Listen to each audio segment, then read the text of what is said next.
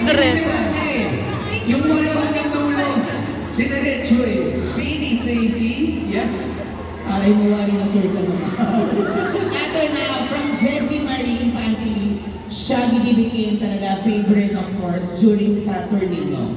What is the inspiration na gawin itong playful vibe and how did international audiences react to it? Thank you so much, Mama Mila, for that wonderful question. Of course, we're very honored and grateful to be able to represent Filipino culture around the world.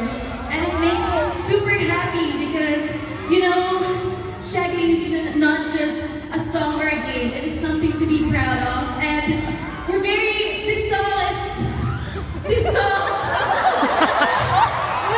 allowed us to share with you on the game. You know, Shaggy, Shaggy, Shapopo.